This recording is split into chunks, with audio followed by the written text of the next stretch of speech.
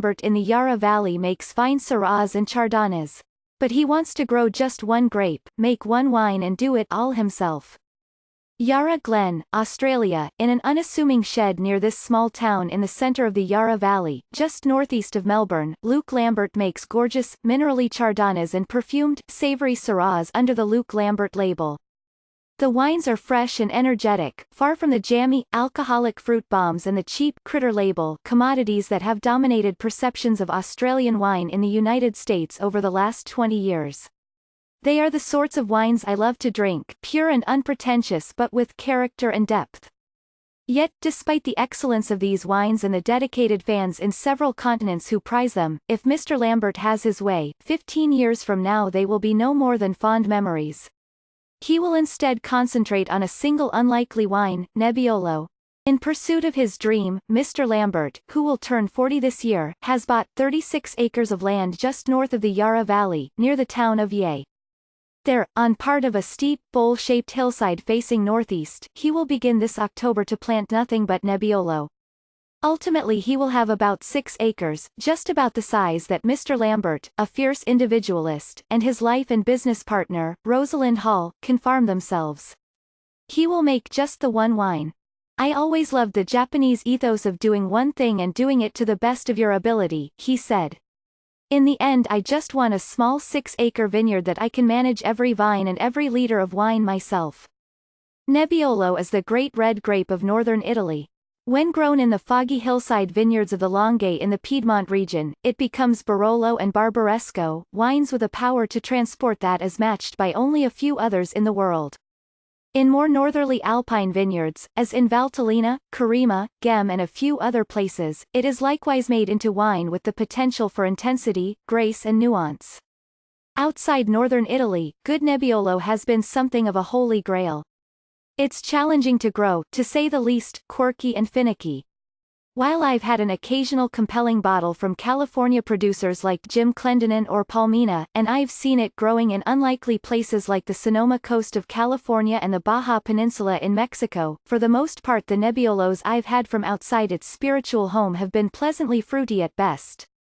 It's a variety that is its own thing, a different shape texturally, a different flavor profile to any other and the absolute best food wine there is. Mr. Lambert said. It seems like the ultimate challenge in the world of wine. In the Yarra Valley, more than a few winemakers are making the effort with Nebbiolo. Timo Meyer, who makes excellent, savory Pinot Noirs, also makes a Nebbiolo with aromas and flavors of dark fruit and flowers. Mac Forbes, a questing producer who makes a variety of terrific wines, also makes a ruggedly tannic Nebbiolo with flavors more on the red-fruited side of the spectrum. Of all the Nebbiolo producers in the Yarra Valley, none have approached Luke Lambert's 2017 Nebbiolo, which has not yet been released. The tannins, which can sometimes get out of hand with Nebbiolo, are restrained in the 17.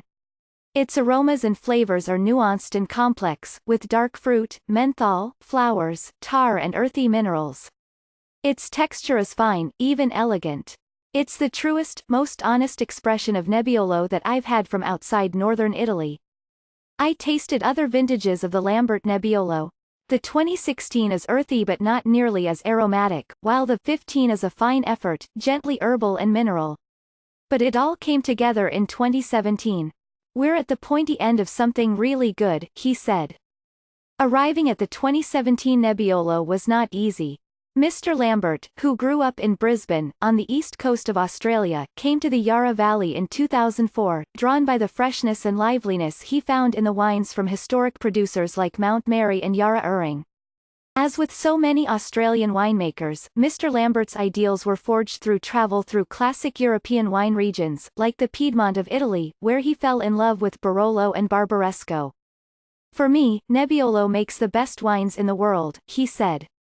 When I first tried the wines of Bartolo Mascarello, Giacomo Conterno and Giuseppe Rinaldi, I was completely blown away and wanted to make Nebbiolo and nothing else.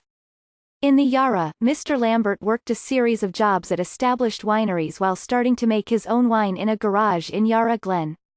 In 2010, he began consulting with Denton, whose View Hill vineyard in the northern Yarra is punctuated with granite boulders. It already had a little bit of Nebbiolo planted. Mr. Lambert now makes all the Denton wines, as well as his own.